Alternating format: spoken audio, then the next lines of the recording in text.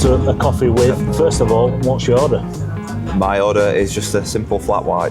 Are you much of a coffee man? Are you a coffee drinker? Love coffee. Yeah. Would you call for a coffee then on your way home, or your way in? Or? Way in, yeah. Your way in? Yeah, You've got to start your day with it. I think Starbucks know our order off by heart now. It's literally around the corner. You and Bill both heading in. Yeah, very good, very good. So we've got you here after training of an afternoon. What would a typical afternoon look like from you? Now it would look like getting home and then from there I would obviously see my son, look after my son as much as I can, give Lucy a break, walk the dog, maybe dog and Louie at the same time as well, and then just a bedtime routine, eat my tea, get Louie to bed and then chill out for an hour or so and then go to sleep. Would you? Is it mainly you then when you get in the afternoon? Do you kind of take over at that point? I try to, but I'll give credit where credit's due. Lucy does loads, and obviously she's with him every day. So, and then we've got a big golden retriever as well. So when he's in mix as well, it can be. He's a big stupid dog, but he's class. Licking everything and that. So Aran's a full in day. So try to do my best for her. That's dog took to having a baby in house for the last 6 months. Yeah, class. For temperament wise, couldn't ask for a better dog. Like towards Louie, he's still a bit naughty and that. Rob's socks, robs everything, but I wouldn't change him. So. He's a man's best friend. Have your afternoons changed much then? I know it sounds like a daft question, but since you're little, and oh yeah, definitely. What would you have been doing before typically? Well, before Louie, I was studying. Well, I still am studying, but I've just had to put it on hold for 6 months or so. Obviously, because with newborn and that, I wouldn't have had time and I wouldn't have hit deadlines and stuff. So I'd probably gone home, chilled out for a bit, again walked dog.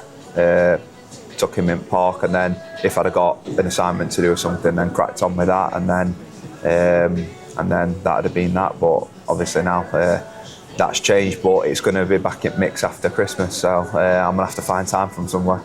That, I imagine, takes quite a bit of discipline. You've got a very demanding job, although it takes you up all your morning and things like that, and a lot to focus on each day. But then coming home and having to study as well and get that right to make the most of your degree that you're doing. Yeah, you do get a lot of spare time as a footballer, but you're always thinking about like the next game and stuff. But sometimes it's just nice to come home and do something what's for yourself, but what's nothing to. It's not necessarily anything to do with football. So I've enjoyed it. It's been hard so far, but I've enjoyed it. And I'll hopefully I'll pass the degree and then get my gown and that. So it's in the business side of football. What kind of drew you to that as an interest? In all honesty, it's just the options. It's really broad, as in like there's loads of different subjects and stuff what we learn about. So it's quite broad, and it was just again it's involved in sport, something what I'm passionate about, albeit it's the other side. But yeah, just that really, just learn about something new. What kind of motivated you to do it in the first place, alongside you playing for? Well, my dad had been telling me for ages that you need to sort some out for after football kind of thing, and then I think I started the degree when I was 28, 29. And just that really, like it takes a lot of time, but obviously football don't last forever, so the more things you can get under your belt, the better. So it was just that really, and then again, like spare time, like you can waste time in football sometimes, like especially at home, like because I used to love playing on PlayStation and stuff like that, and then I'd be like, well, what have I really done? Like what's productive? So I think that's helped my productivity and stuff like that. So yeah. Doing these with a few younger lads, they often the PlayStation stuff, the Xbox. That's kind of what's mentioned with their afternoons off. Are you into them to try and get them to focus on the future a bit, or should they enjoy it? Just enjoy it. Everyone's different, so whatever works for any one person they can do. So I'm not going to preach to them and say they need to do this, they need to do that. Like I'm sure that if they have an interest and they want to do something, they will do. Into the final few months of your degree, once you start it again, is that kind of an intense period for you as well with that, or are you able to kind of manage it alongside the football? Yeah, I'll be able to manage it. It is what it is. Like I'll find time. Obviously, once Louis goes to bed, instead of watching TV, I might just be doing some coursework instead. So, but it'll be sound again. Lucy's really supportive with it and stuff. So I'm sure it's going to be fine. Have you identified a particular area that you'd like to go in when you finish? If you do choose to use this degree in something, is there something that kind of catches your eye at this point? What you'd like to do? Nope, not at all really. Again, I'm just my main focus is obviously football and my family, and so when that time comes where there might be something what just clicks one day where I'm like, yeah, that's what I want to do. But at the minute, I'm just enjoying everything what's going on. What about that coaching side of it? Does that appeal to you? I've coached. I coached at Sheffield United and Sheffield Wednesday when I was at Nuneaton and Alfreton. So when I was playing non-league, I coached at nights as well to obviously gain experience. But again, another income coming in. So I've dabbled with coaching. It's something what I did enjoy.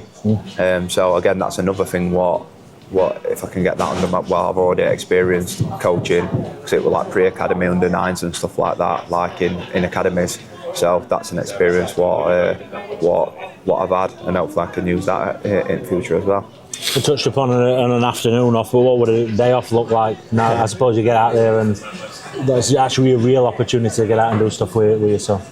Yeah, so depending on what day. So say if we get a Monday off, like a random Monday, I'll go to like a baby class with Louis and Lucy. Lucy goes every week. It's just like singing and that really.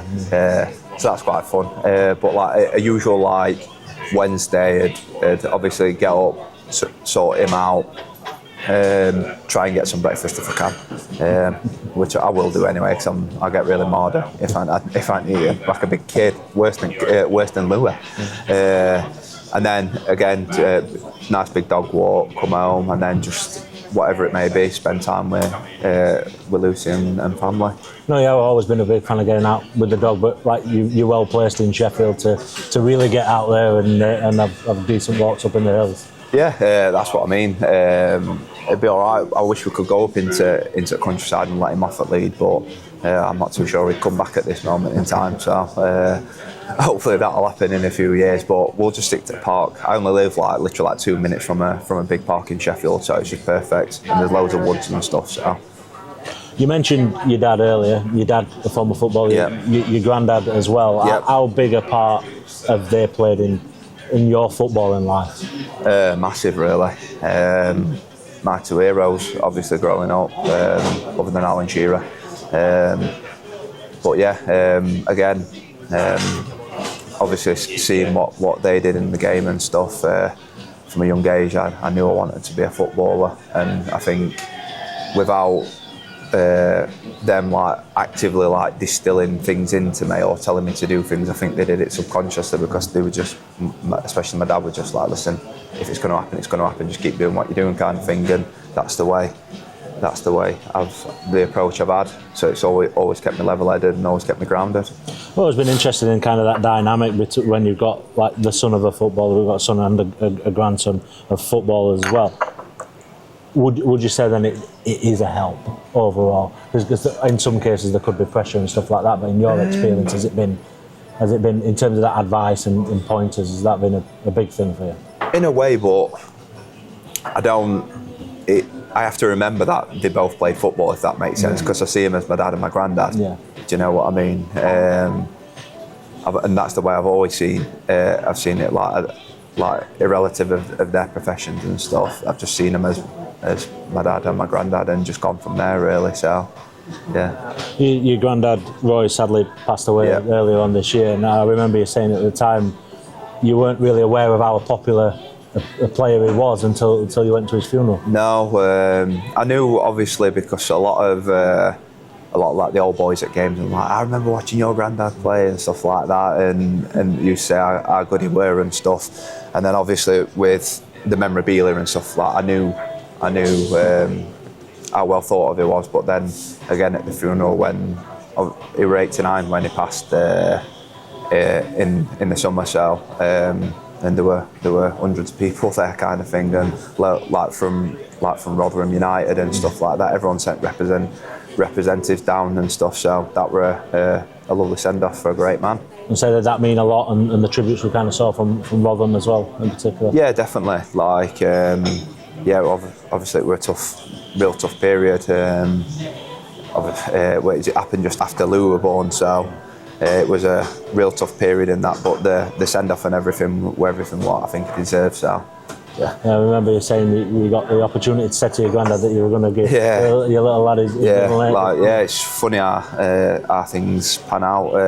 Just decided to, because we kept his name a secret, and obviously Louis' middle name's Roy, and just for whatever reason decided to tell him, and then that were like, I know it sounds sad and stuff, but like the last time I saw him, it were like literally happened like 2 days later. So Louis was born day after, and then that happened, so I got that moment, and that is one that I'll cherish for a long time.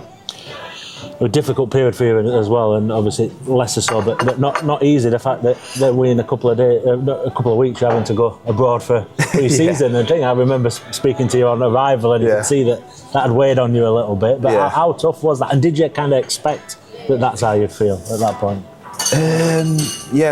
Like me and Lucy, like obviously because his due date was the 18th of June, we knew that we were back on July 1st, and we kept saying, like, knowing our luck, he'll be born on day before we're in pre-season, so obviously that I wouldn't have got to spend much time with him. But he was born like the day before his due date, so I did get I got 2 weeks at home and that, and it were amazing. But then go back to football, and then next minute I were in Portugal, and I was like, oh my god, like it was just like a whirlwind few weeks. It is tough to taking away from him, especially at that stage. But on phone an awful lot, I imagine. Being on phone though, like, made it worse. I was just like, obviously I missed him so much, but I thoroughly enjoyed Portugal, and I think it were great for us as a squad. How much has it changed with becoming a dad, do you think? If at all? That's a good question. I'm capable of it. I don't know. I think I'm a bit more organised now. You've got to be though, haven't you? You have. I don't know. You're probably best off asking Lucy that instead of me. But yeah, I feel the same. But again, just I've got a young human to look after now. Just jumping back to your family, obviously your dad and your granddad goalkeepers. Yep. How did you end up as a striker then? In all honesty, I don't really know. I'm guessing. Well, I'm not guessing. I think it's because obviously, like, me and my dad used to play football a lot on top field when I was a kid, and obviously he'd stand in net and I'd shoot in net. But I had a little dabble with being a keeper, but it just weren't really for me. So Were you any good?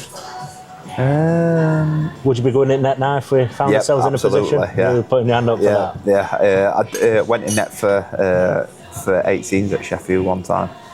Keeper got injured, then I had to put gloves on. So I'd put myself forward. I don't know if it'd be any good, but. You've got a decent history at Sheffield United with Phil Jagielka and things like that. I know, yeah. In terms of keepers. Yeah, against Arsenal, yeah. Yeah? Yeah. So you're not, but you kind of, was the scoring goals aspect of it the big pull? I think so, yeah. Yeah, I just enjoyed that a lot more. I'd probably just say that, really. The hunger for it never dies in terms of finding back at net? No, never. Never ever dies, and it never will. So hopefully I can get back scoring to where I know I can be. How do you look back on last season then? Your best of your career in terms of the numbers that you posted? Obviously I thoroughly enjoyed last year. Personally and collectively, like, we finished the season really strong, and again, a tough one to take at the end of the season. We put in that hard work all year, and we said, just like, obviously, like, bear with us, we're going to turn it, and we did. But obviously, ultimately, we didn't achieve what we wanted to achieve. So that again spurs you on for this current season.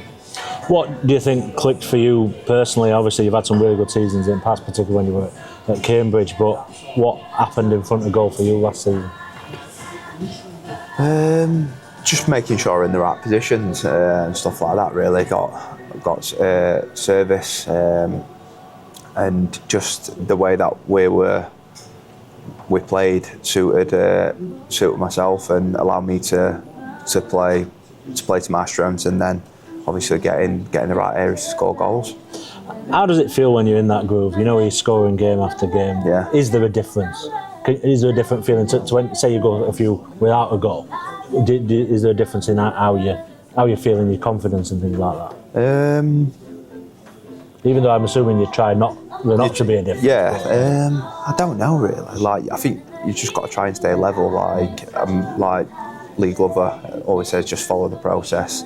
And I've had coaches in the past tell me the same.